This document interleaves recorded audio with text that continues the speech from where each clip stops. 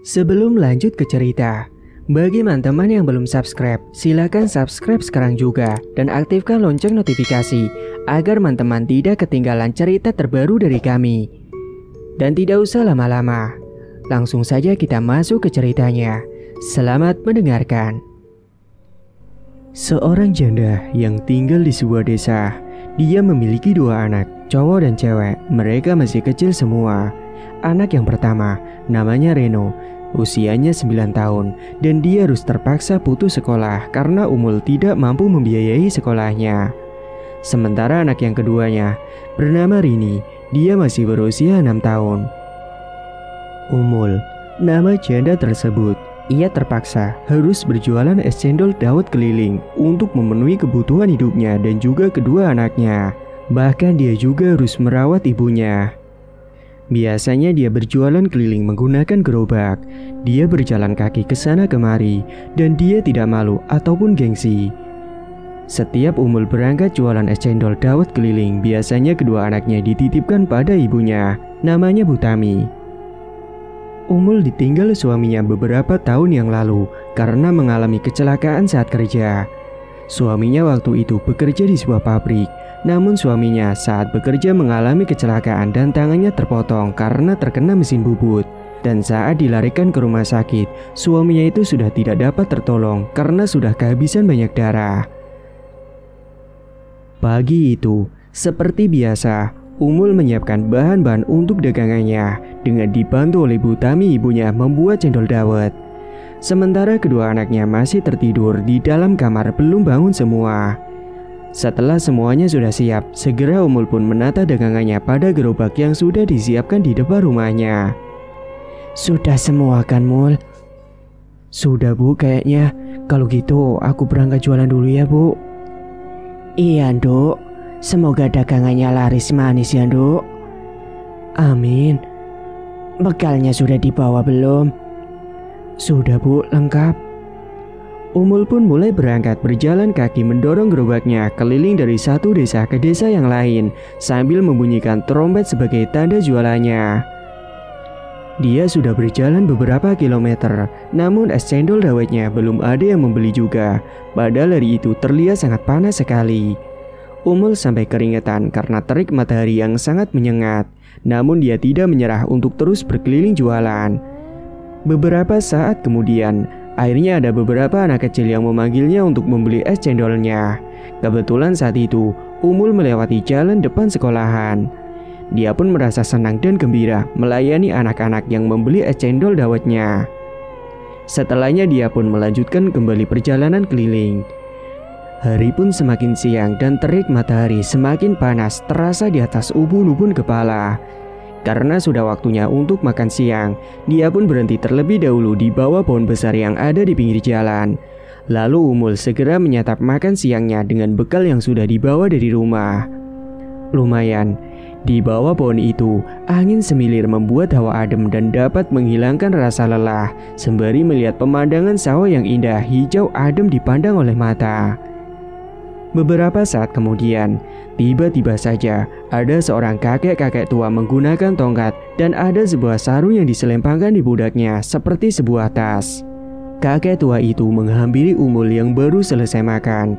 Dia mencoba bertanya dengan kakek tersebut. "Kakek, dari mana mau kemana?" tanya Umul. "Saya cuma neduh di sini, capek dari perjalanan jauh mau pulang." Setelah bertanya seperti itu, Umul tidak ingin terlalu ikut campur bertanya-tanya kepadanya. Tiba-tiba malah kakek tersebut yang menanyakan sesuatu kepada Umul. "Kamu jualan es cendol dawet ya, Nduk?" "Iya, Kek. Kakek mau." "Saya sudah tua, tidak bisa minum es, Nduk. Kamu sudah berapa lama jualan es cendol, Nduk?" "Saya jualan cendol dawet sudah 3 tahun, Kek. Semenjak ditinggal suami saya yang sudah menghadap ke Sang Maha Kuasa. Ini semua untuk memenuhi kebutuhan saya dan keluarga, dan juga untuk kedua anak saya yang masih kecil, Kek." "Terus anaknya di rumah sama siapa, Nduk?" "Sama ibu saya, Kek. Maaf ya, Kek, saya jadi curhat." "Gak apa-apa, Nduk. Sebenarnya saya sudah bosan hidup miskin seperti ini, kek. Jualan es cendol dawet juga gak seberapa penghasilannya. Selalu pas-pasan, kadang juga tetap berutang. Apalagi sekarang sudah ada banyak yang jualan es kekinian, jadi jarang yang pada mau beli es cendol dawet, kek. Setelah mendengar cerita dari Umul, kakek tersebut meraih sebuah kertas lusuh yang ada di dalam tas sarungnya itu. Lalu kertas lusuh itu diberikan kepada Umul. Ini ada alamat rumah saya. Nanti kalau kamu berminat untuk menjadi kaya, datang saja ke rumah saya. Umul yang terperanjat langsung melihat ketulisan kertas yang lusuh itu. Dia baca dengan seksama dan fokus tulisan alamat yang ada pada kertas itu. Namun saat dia menoleh kembali ke arah kakek tadi yang ada duduk di sebelahnya, tiba-tiba saja sosok kakek itu telah menghilang begitu saja entah kemana. Padahal baru beberapa detik saja, apalagi yang Umul tahu kalau kakek tadi berjalan menggunakan tongkat dan membungkuk, jadi tidak mungkin langsung menghilang dan tidak terlihat begitu saja. Kalaupun saja beliau pergi berjalan, pasti masih terlihat di jalanan itu. Seketika Umul pun merinding ketakutan, karena takut dikiranya hantu dan pohon besar itu dikira angker. Bergegaslah Umul beranjak pergi dari tempat itu, dengan tergopoh-gopoh membawa gerobak es cendol dawetnya. Hari pun semakin sore, namun dagangannya belum habis semua. Tapi Umul tetap pulang karena sudah lelah sekali. Beberapa saat kemudian akhirnya dia sampai juga di rumah. Terlihat kedua anaknya menyambut kedatangannya yang baru pulang kerja. "Ibu," teriak Reno dan Rini. Lalu Umul duduk di bangku yang ada di depan rumah bersama dengan anak-anaknya. Umul memberikan jajanan untuk kedua anaknya yang tadi dia sempat beli di warung sebelum dia pulang. "Ini ada jajan buat kalian." "Wah, makasih ya, Bu." Umul pun tersenyum melihat kedua anaknya gembira meskipun diberikan jajanan yang seadanya. Sementara Bu Tami sedang menyapu halaman rumahnya. Umul yang mau menggantikan ibunya menyapu halaman tapi tidak diperbolehkan.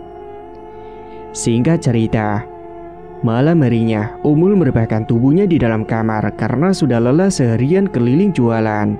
Pandangannya menatap ke atas langit-langit kamarnya sambil meratapi nasibnya. Bahkan untuk kebutuhan besok pagi pun dia harus terus memikirkannya. Seketika saat itu, Umul teringat dengan sebuah kertas yang diberikan oleh kakek-kakek tadi siang. Segera dia pun melihat alamat yang tertulis pada kertas lusuh itu. Karena Umul sudah sangat bosan sekali hidup miskin, dia pun akhirnya berminat untuk mendatangi alamat yang ada di kertas itu, yang telah diberikan oleh sosok kakek misterius yang ditemuinya siang tadi. "Aku harus datang ke tempat ini. Aku sudah muak dan bosan hidup miskin seperti ini. Apalagi capek harus jualan keliling setiap hari," gumamnya sendiri dalam kamar. Keesokan harinya, Umul tidak berangkat jualan keliling. Saat itu dia berniat untuk pergi ke tempat yang ada di kertas lusuh. Sebelum berangkat pagi, Umul tidak lupa sarapan terlebih dahulu.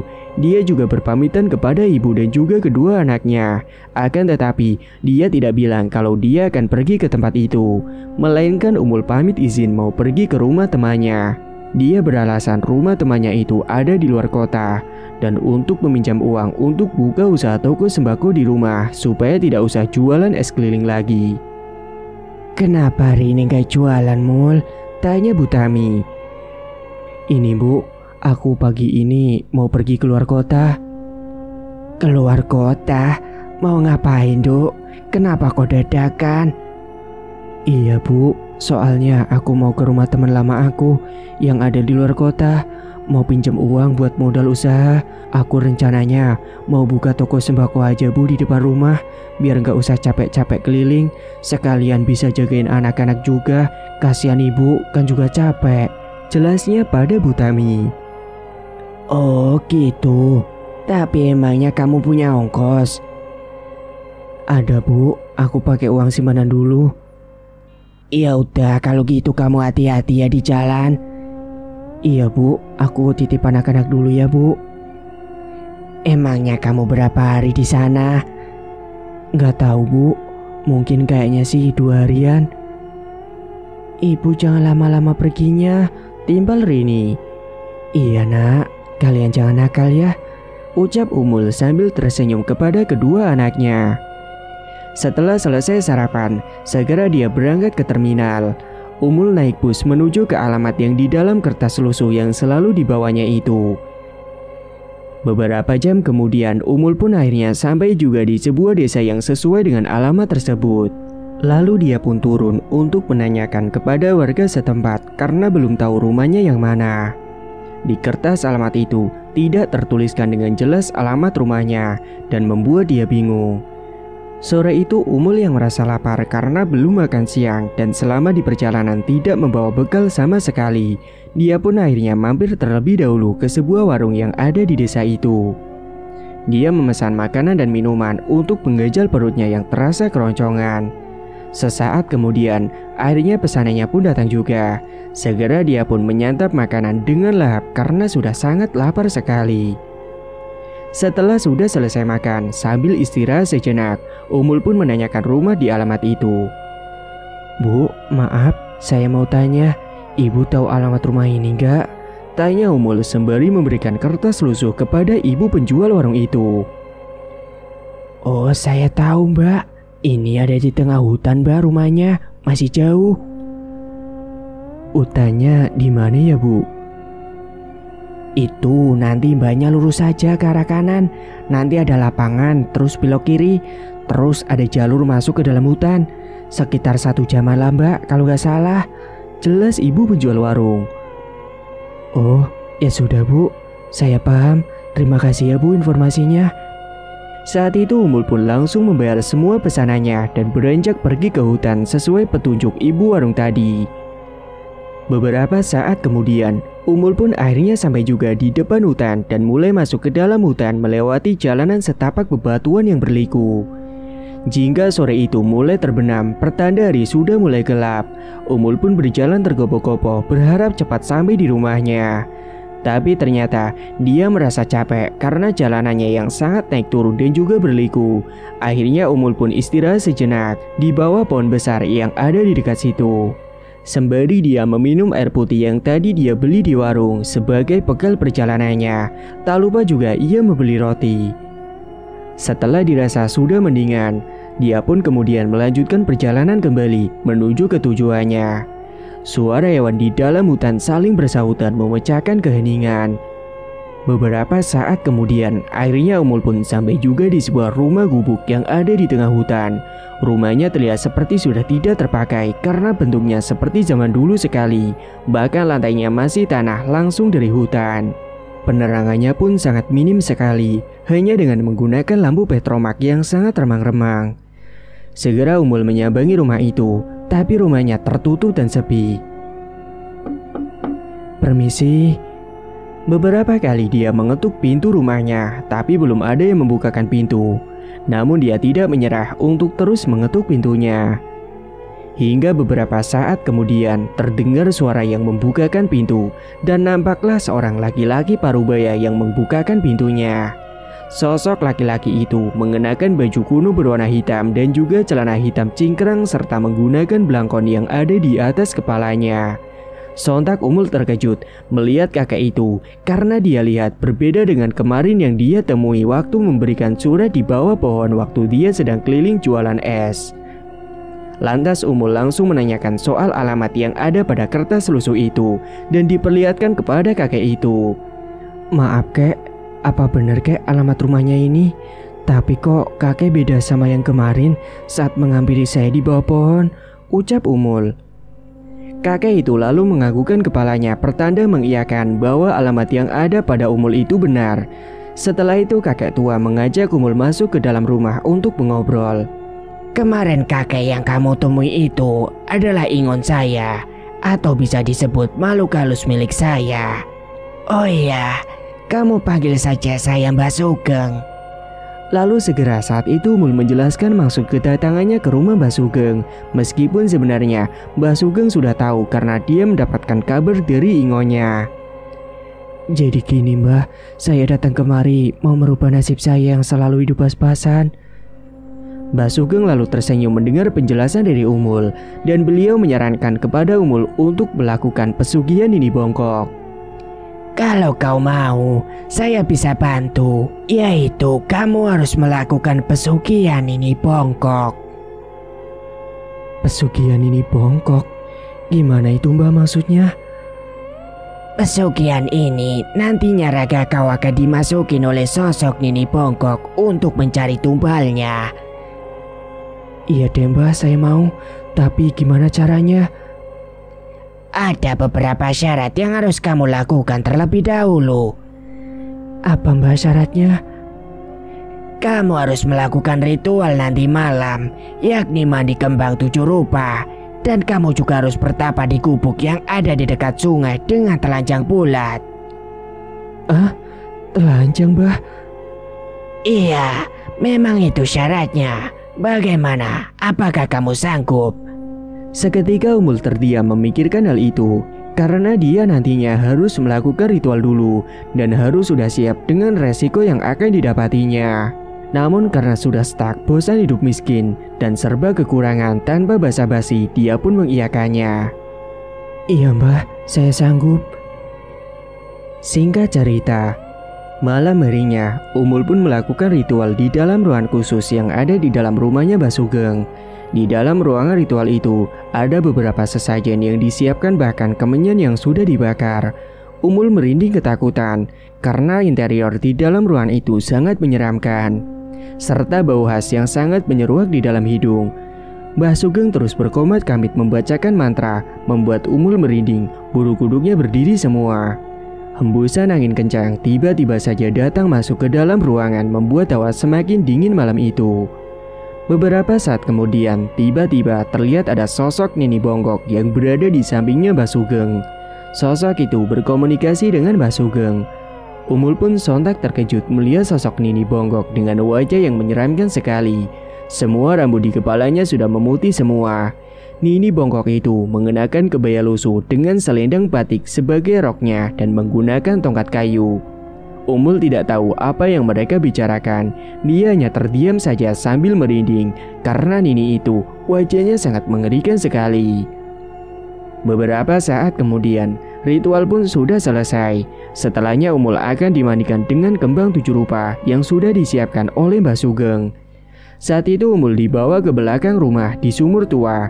Dia menggunakan selendang untuk menutupi tubuhnya. Sementara Mbah Sugeng yang mengguyurkan air kembang 7 rupa itu ke tubuh Umul sembari membacakan mantranya. Bulu kuduk Umul pun merinding semua saat tembusan angin datang membuat dia merasa kedinginan. Setelah selesai melakukan mandi kembang 7 rupa, lalu Umul diajak oleh Mbah Sugeng ke dekat sungai untuk melakukan ritual berikutnya. Mereka berjalan melewati jalanan setapak di tengah hutan dengan diantarkan oleh Mbah Sugeng ke tempat ritual itu. Jalanan yang mereka lewati sangat gelap sekali, hanya ada penerangan dari sinar rembulan. Banyak sekali suara hewan yang saling bersahutan, yang membuat suasana itu menjadi semakin mencekam. Mbah Sugeng juga membawa beberapa sesajen dan kemenyan untuk ritual yang akan dilakukan oleh Umul. Dan beberapa saat kemudian, mereka akhirnya sampai juga di sebuah gubuk yang ada di dekat sungai. Segera Umul diperintahkan oleh Mbah Sugeng untuk membuka semua pakaiannya supaya telanjang bulat. Sekarang lepas semua pakaian kamu. Sekarang Mbah? Lalu Mbah Sugeng menganggukkan kepala menjawab pertanyaan dari Umul. Dengan tanpa ragu-ragu, Umul pun membuka perlahan-lahan semua pakaiannya karena malu dilihat oleh Mbah Sugeng. Sembari menunggu Umul melepas semua pakaiannya, Mbah Sugeng membakar kemenyan dan menyiapkan beberapa sesajen lainnya. Setelahnya Mbah Sugeng memberikan kertas berisikan sebuah mantra untuk nantinya Umul hafalkan ketika melakukan ritual. Ini mantranya, nanti kamu baca. Sekarang kamu duduk bersila di situ. Umul yang merasa risih karena dilihati oleh Mbah Sugeng menutupi dadanya dengan kedua tangan.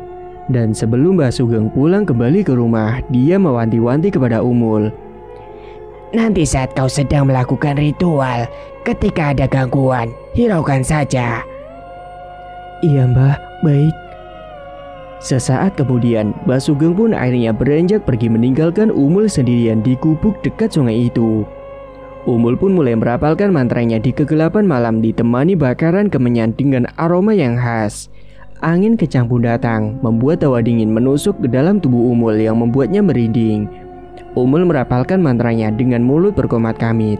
Sesaat kemudian, tiba-tiba saja dia dikejutkan dengan suara langkah kaki yang ada di belakang gubuk. Dia terperanjat sembari membelalakan kedua matanya. Tapi Umul segera teringat ucapan dari Mbah Sugeng untuk tidak menghiraukan gangguan yang datang.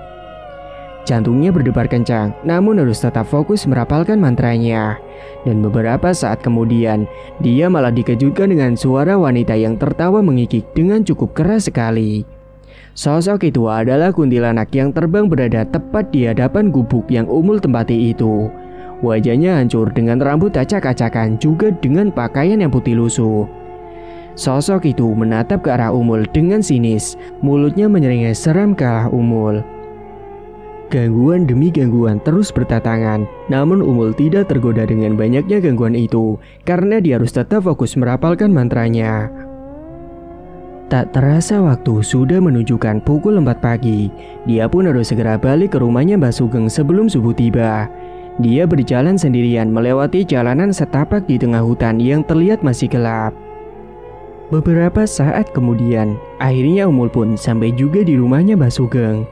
Beliau sudah menunggu kedatangannya Umul di dalam ruangan ritual. Sebelum pulang, Umul diberikan beberapa cara untuk melakukan langkah selanjutnya.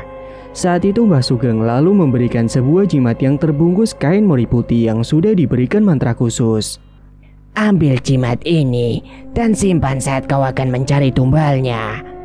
Jimat ini nantinya akan membuat aura kamu lebih bersinar dan banyak laki-laki yang akan terpikat kepadamu. Namun Umul bingung karena belum tahu maksud dari kata-kata Mbah Sugeng. Sebelumnya beliau belum menjelaskan kepada Umul. Ini maksudnya gimana ya Mbah? Saya harus mencari tumbal yang bagaimana? Oh iya, saya lupa belum ngasih tahu kamu. Kamu harus mencari duda untuk dijadikan tumbal. Setelahnya kamu akan mendapatkan banyak uang. Carilah tumbal duda setiap 3 bulan sekali. Iya Mbah, saya mengerti. Lalu setelah semuanya sudah selesai, Umul pun segera beranjak pulang tepat waktu subuh. Dia melewati jalanan tengah hutan sampai pada akhirnya sekitar pukul 6 pagi. Dia pun sampai di perdesaan. Dan segera Umul mencari kendaraan untuk pulang ke desanya. Karena di desa itu belum ada bus yang lewat, akhirnya dia naik ojek terlebih dahulu menuju ke terminal. Singkat cerita, Umul mulai menyusun rencana untuk bisa mendapatkan seorang duda buat dia dijadikan tumbalnya karena dia ingin segera cepat kaya raya. Pagi itu, dia bersiap-siap seperti biasanya untuk berjualan cendol dawet keliling dengan dibantu oleh Bu Tami menyiapkan semuanya. Saat sudah siap semuanya, dia pun segera berangkat berjualan. Tidak lupa Umul membawa jimat yang sudah diberikan oleh Mbah Sugeng. Dia keliling dari satu desa ke desa yang lain dengan semangat, sembari membunyikan trompet khas dagangannya. Siang itu Umul mampir di sebuah sekolahan SMP, dan di sana dagangannya banyak yang membeli karena cuaca siang itu memang sangat panas sekali. Jadi kalau minum es cendol pasti terasa seger. Setelah dirinya melakukan ritual, Umul merasakan seperti ada pengaruhnya karena dagangannya hari itu sangat laris sekali, tidak seperti biasanya yang hanya ada beberapa orang saja yang membeli. Selanjutnya ketika anak sekolah sudah masuk kelas, Umul pun pindah berjualan keliling lagi ke desa lain. Saat itu tiba-tiba ada seorang laki-laki yang usianya lebih dewasa dari Umul, sekitar 38 tahunan. Dia memanggil Umul untuk membeli es cendol dawetnya. "Mbak, beli esnya." Iya mas." Segera Umul memberhentikan gerobak di depan rumah itu. "Mau berapa mas?" "2 ya mbak." "Iya bentar mas, saya buatkan dulu." Saat itu laki-laki itu memandangi Umul seperti sedang nafsu, dan dia juga genit kepada Umul. "Cantik banget sih mbak, kalau boleh tahu namanya siapa?" "Saya Umul mas." "Kok perempuan cantik jualan es gini sih mbak?" "Mau bagaimana lagi mas, ini semua untuk kebutuhan keluarga dan anak saya. Saya ini janda mas, jadi mau andelin siapa lagi kalau bukan saya sendiri." "Oh, mbaknya janda. Sama dong, saya juga duda mbak." Nama saya Lihin, Mbak, kenalin. Umul pun hanya tersenyum sembari membuatkan pesanan si Lihin. Lihin benar-benar menggoda Umul. Umul yang memang sengaja mencari duda pun membalas dengan menggodanya. Lihin ini merupakan duda kaya raya yang ditinggal istrinya meninggal karena kecelakaan. Mbak Umul, emangnya gak kepanasan? Ayo mampir dulu Mbak di rumah saya, istirahat sejenak. Ah, gak usah Mas, tidak enak sama tetangga. Gak apa-apa Mbak, sepi kok. Karena itu merupakan momen yang dinantikan oleh Umul, dia pun mau mampir dan masuk ke dalam rumahnya Lihin. Setelah mereka berbincang di ruang tamu, tiba-tiba saja Lihin mengajak Umul masuk ke dalam kamarnya. Tanpa menolak, Umul pun mengiyakan ajakannya itu. Dan setibanya di dalam kamar, tidak lupa Lihin mengunci pintunya rapat-rapat. Sebelum melakukan hubungan, Umul tidak lupa untuk merapalkan mantra terlebih dahulu yang waktu itu diberikan oleh Mbah Sugeng. Di siang bolong yang panas itu, mereka melakukan hubungan terlarang. Apalagi rumahnya sangat sepi sekali karena anaknya Pak Lihin masih sekolah. Beberapa jam kemudian, mereka selesai melakukan hubungan intim. Dan sebelum pulang, Umul diberikan uang oleh Lihin. Dia pun tidak menolak. Dan karena hari sudah mulai sore, Umul pun segera pulang ke rumah. Singkat cerita, malam harinya, Lihin yang sedang tiduran di dalam kamarnya, tiba-tiba saja terdengar ada suara yang mengetuk pintu kamarnya. Karena dikiranya ada anaknya yang datang, segera Lihin pun bangkit untuk membukakan pintunya. Namun saat pintunya dibuka, betapa terkejutnya Lihin ketika melihat ada sosok nini-nini bongkok dengan wajah yang menyeramkan tersenyum menyeringai. Sontak Lihin kaget dan jantungnya langsung berdegup dengan kencang. Napasnya terasa memburu tidak beraturan. Tiba-tiba terdengar ada suara yang memanggil Lihin dengan suara serak dari balik pintu kamarnya. Cuk, bukain pintunya, Cuk. Seketika Lihin yang ketakutan langsung naik ke atas kasur dan menenggelamkan tubuhnya dengan selimut. Napasnya sangat tidak beraturan hingga keringat dingin pun membasahi tubuhnya. Tiba-tiba saja, Lihin merasa panas dingin saat tembusan angin datang melewati jendela. Sesaat kemudian betapa terkejutnya Lihin karena selimut yang digunakan untuk menutupi semua tubuhnya ditarik paksa dengan kencang sekali oleh sosok nini-nini bongkok itu dengan wajah yang sangat mengerikan. Sontak Lihin pun berteriak, namun sosok nini bongkok itu malah tersenyum sinis menyeringai menatap tajam ke arah Pak Lihin. Lihin pun memberontak untuk menghindari sosok itu yang mencoba mendekatinya. Akan tetapi, tubuh Lihin seketika terasa sangat kaku sekali, tak bisa digerakkan. Sosok itu tepat berada di samping Lihin, dan kemudian memegangi leher Lihin dengan kuat. Hingga Lihin tidak bisa bernapas karena dicekik oleh sosok nini bongkok itu.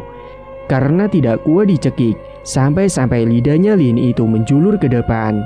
Dan nyawa Lihin pun tidak tertolong. Dia meninggal dunia malam itu. Dia meninggal dalam keadaan kedua matanya yang melotot dan lidahnya menjulur ke depan karena sudah dicekik oleh sosok nini bongkok itu. Sukma Lihin sudah diambil oleh sosok nini bongkok itu untuk dijadikan abdinya sebagai bayaran tumbal pesugihan yang dilakukan oleh Umul. Keesokan paginya, anak Lihin masuk ke dalam kamar Lihin yang tidak dikunci. Sontak dia langsung terkejut melihat ayahnya yang sudah tidak berdaya terkapar di kasur sudah meninggal dunia. Sontak anaknya pun langsung teriak. Saat itu dia segera meminta pertolongan tetangga dan semua warga tetangganya itu membicarakan tentang kematian Lihin yang sangat mengenaskan. Hari itu juga Lihin pun segera dimakamkan. Sementara di sisi lain, Umul yang baru mandi membuka lemari kamarnya sontak terkejut ketika melihat di dalam lemarinya itu sudah ada banyak sekali tumpukan uang yang selama ini belum pernah dia lihat. Akhirnya aku jadi kaya raya, tidak perlu capek-capek lagi untuk jualan keliling panasan kehujanan, ucapnya pada diri sendiri. Tiba-tiba saja Butami masuk ke dalam kamar Umul yang membuatnya terkejut. Kamu dapat uang sebanyak ini dari mana? Tanyanya terkejut. Oh, ini Bu, kan aku kemarin pinjam uang sama teman aku yang ada di kota buat bangun usaha toko sembako, Bu. Tapi kok bisa pinjam banyak banget gini, Tondo? Kan sekarang teman aku itu sudah sukses, Bu. Jadi pengusaha. Kalau minjemin uang ya segini. Bahkan segini pun kecil baginya, Bu. Lagian nanti aku juga kembalikan kok kalau aku sudah dapat keuntungan jualan toko sembakonya. Oh, ya sudah kalau gitu. Terus hari ini kamu gak berangkat jualan? Enggak lah, Bu. Aku kan mau langsung beli material buat bangun toko. Tak mau menyia-nyiakan kesempatan itu, hari itu juga Umul pergi ke toko bangunan untuk membuat toko sembako di depan halaman rumahnya. Singkat cerita, beberapa bulan kemudian, usaha toko sembakonya itu laris manis, banyak yang membeli. Bahkan sekarang Umul menjadi orang yang paling kaya raya di desanya. Rumah gubuk yang tadinya mereka tempati sekarang sudah direnovasi menjadi rumah berlantai 2. Bahkan Umul sekarang sudah memiliki motor dan mobil. Kedua anaknya sudah sekolah kembali. Mereka disekolahkan di sekolah elit dengan fasilitas terbaik. Di tubuhnya Butami pun terlihat memakai banyak berbagai perhiasan yang dibelikan oleh Umul. Dan semenjak itu, Umul membuat berbagai toko sembako di desa-desa lain. Dia memiliki beberapa cabang toko. Tokonya pun bukan sembarang toko biasa, namun supermarket khusus sembako. Umul juga sudah menumbalkan 2 duda, dan sekarang dia harus mencari lagi duda kaya raya supaya dia mendapatkan lebih banyak uang lagi. Pagi ini, Umul bersiap-siap untuk pergi ke kafe bertemu dengan teman sosialitanya. Semua yang digunakan oleh Umul semuanya glamor dan bahkan wajahnya pun sudah perawatan. Saat di kafe, salah satu temannya Umul itu membawa teman laki-laki yang merupakan seorang duda yang baru beberapa tahun ini cerai dengan istrinya dan belum memiliki anak. Mereka pun saling berkenalan sampai akhirnya duda itu tertarik dan jatuh cinta kepada Umul karena terpikat oleh jimat yang dibawa oleh Umul. Semenjak saat itu, mereka berdua pun dekat dan sering jalan bersama. Hingga suatu malam, Umul dengan Roni, mereka pergi ke hotel. Roni mengajak Umul untuk melakukan hubungan intim. Karena Umul memang mencari tumbal selanjutnya, dia pun mau-mau saja. Saat itu keduanya sudah masuk ke dalam kamar hotel untuk melakukan hubungan. Semuanya sudah telanjang bulat dan perlahan Roni pun mulai mencumbu Umul. Namun tiba-tiba saja, baru saja mereka melakukan hubungan, Umul seketika berubah wujudnya menjadi sosok Nini-Nini bongkok. Dengan wajahnya yang sangat mengerikan, rambutnya sudah putih semua. Karena tubuh Umul sudah diambil alih oleh sosok Nini-Nini bongkok itu sesuai dengan perjanjian yang waktu itu mereka buat. Sontak saat itu, Roni pun langsung terkejut dan berteriak dengan kencang sekali melihat wajah yang ada di hadapannya itu. Akan tetapi, saat Roni yang ada di atas tubuh Umul hendak pergi, tubuhnya terasa sangat kaku tidak bisa digerakkan. Dan setelahnya sosok Nini bongkok itu membalikkan tubuh Roni terlentang di kasur. Dengan segera Umul yang sudah kerasukan langsung mencekik leher Roni dengan sangat kencang. Sampai kedua matanya melotot dan lidah menjulur ke depan. Dan sesaat kemudian akhirnya Roni pun meninggal dunia. Karena sukmanya sudah diambil oleh sosok Nini bongkok itu. Setelah itu Umul tersadar dan sosok yang merasuki dirinya sudah menghilang. Sontak Umul terkejut melihat Roni sudah tak berdaya. Karena tidak mau dituduh sebagai pembunuh, segera saat itu Umul pun pergi dari hotel. Untungnya dia membawa mobil jadi dia bisa langsung kabur. Sementara karyawan hotel keesokan paginya tiba-tiba mencium bau busuk yang menyeruak di dalam kamar itu. Kebetulan pintu tidak dikunci semenjak Umul pulang semalam. Dan para karyawan hotel itu melihat ada jenazah Roni yang melotot dan lidah yang menjulur ke depan. Pihak hotel pun segera menghubungi pihak keluarga Roni. Dan saat itu juga segera jasad Roni pun dimakamkan. Sementara di sisi lain, Umul senang karena di dalam lemarinya dia kini mendapatkan banyak sekali tumpukan uang yang membuatnya semakin kaya raya. Namun di balik harta kekayaan yang dimilikinya dan kebahagiaan yang didapat, Umul jadi tidak tenang hidupnya.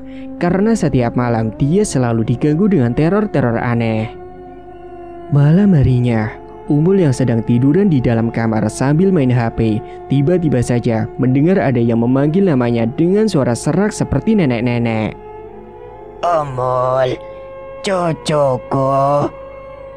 Sontak dia langsung terperanjat dan merinding, namun saat didengarkan kembali dengan telinga, suara itu sudah tidak terdengar lagi. Suasana rumah malam itu sangat sepi karena sudah tidur semua. Tiba-tiba terdengar ada yang mengetuk pintu rumahnya di depan. Karena dikira ada tamu malam-malam, segera dia pun bangkit untuk membukakan pintunya. Saat pintu dibuka, betapa terkejutnya Umul ketika di depan pintu ada sosok tinggi besar dengan kedua mata yang merah menyala, berbulu hitam lebat dan baunya sangat busuk sekali. Sontak Umul pun langsung berteriak. Dan karena tidak kuat melihat sosok itu, Umul pun akhirnya jatuh pingsan. Dan esok paginya saat Butami baru bangun subuh-subuh hendak ke musola, terkejut melihat anaknya sudah terkapar di depan pintu. Umul, Duk, tolong. Beberapa warga yang hendak pergi ke musola mendengar teriakan dari Butami dan langsung menghampiri. Dan segera mereka pun mengangkat tubuh Umul untuk dibawa masuk ke dalam kamarnya. Butami mengolesi minyak kayu putih pada hidung Umul, berharap agar cepat sadar. Beberapa saat kemudian Umul pun bangun, akhirnya dia sadar juga. Kemudian dia pun dibuatkan teh hangat oleh Butami. Kamu kenapa bisa ada di depan pintu pingsan, Tonduk? Namun saat itu Umul tidak menceritakan kepada ibunya tentang apa yang sudah terjadi semalam. Singkat cerita, beberapa bulan kemudian dia pun harus mencari tumbal selanjutnya. Saat itu Umul pergi ke toko sembako yang ada di desa lain untuk mengecek. Dia berada di kasir dan ada salah seorang pembeli laki-laki yang tampan sekali memandang ke arah Umul, bahkan menggoda dia. Seorang laki-laki itu tiba-tiba saja meminta nomor HP kepada Umul. Umul pun memberikan nomor HP-nya. Mereka pun akhirnya saling berkomunikasi dan semenjak saat itu mereka pun semakin dekat. Umul pun akhirnya tahu juga kalau laki-laki itu ternyata seorang duda.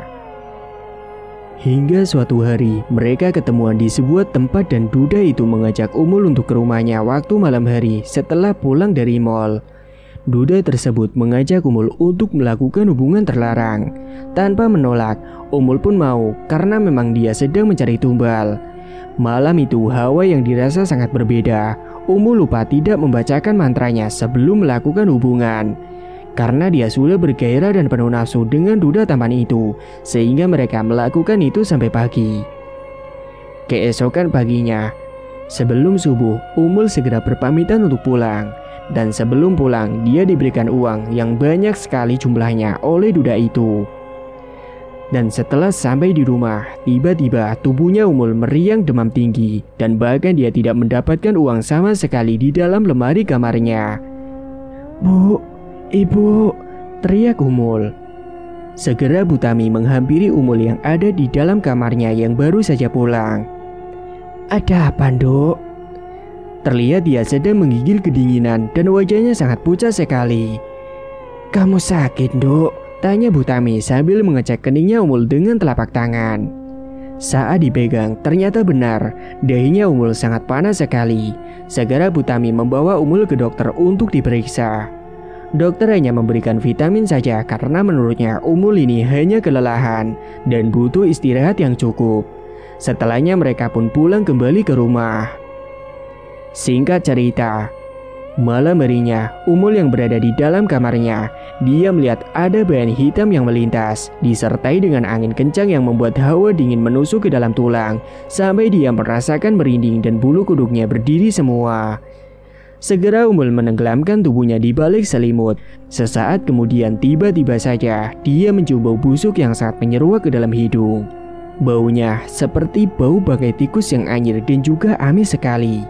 Tiba-tiba dia mendengar ada suara yang mengetuk pintu kamarnya. Segera Umul pun membukakan pintu kamarnya. Namun saat dibuka, ternyata yang ada di depan kamarnya itu adalah sosok Nini bongkok dengan wajah yang sangat mengerikan.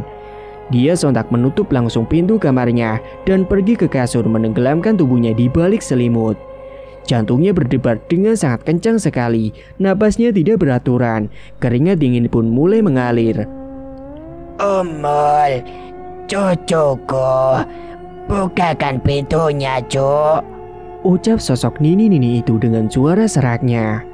Sementara Umul masih gemetaran ketakutan dengan sosok itu.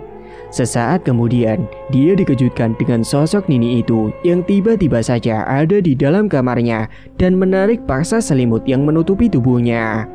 Sontak Umul pun berteriak ketakutan. Kamu harus ikut denganku. Kamu harus menjadi abdiku selamanya. Tidak mau. Kamu tidak bisa mengelak karena kamu sudah melanggar syaratku. Kamu telah melakukan hubungan tanpa membacakan mantranya dulu, sehingga kau juga sudah tidak bisa mendapatkan uang lagi sesuai dengan perjanjian. Tidak. Perlahan sosok itu mendekati Umul yang ada di atas kasur dan mencoba mencekik lehernya. Dia sempat memberontak, akan tetapi sosok Nini bongkok itu terus mencekik dengan kencang sampai kedua matanya Umul melotot dan lidahnya menjulur ke depan. Sampai pada akhirnya, tak berselang lama, akhirnya Umul pun meninggal dunia karena tercekik dan kehabisan napasnya. Sukmanya telah diambil dengan paksa oleh sosok Nini bongkok itu untuk dijadikan abdinya di istana. Keesokan harinya, Butami yang heran karena sudah agak siang Umul belum bangun juga. Beliau pun mencoba membuka pintu kamar yang masih tertutup.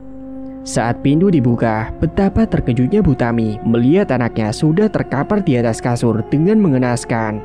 Kedua matanya melotot dengan lidah yang menjulur ke depan. Astagfirullahaladzim, Duk. Segera Butami mengecek denyut nadi milik Umul yang ternyata dia sudah meninggal dunia. Pagi itu, Butami segera meminta bantuan kepada tetangganya. Dan hari itu juga Umul akan segera dimakamkan.